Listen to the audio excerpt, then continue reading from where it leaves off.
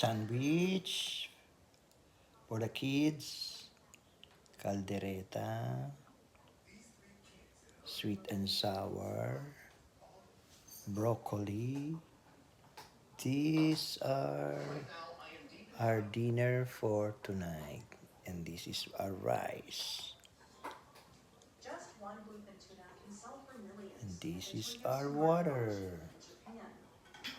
Yan, no? Sarap, no? Sarap ng hapunan namin. Meron pa kaming tilapia. Yan, tilapia ilalagyan nito. Sweet and sour. Yan, no? Sarap niya, no? Tsaka ito, kaldereta. Ito para sa mga bata. Ito, at tsaka ito.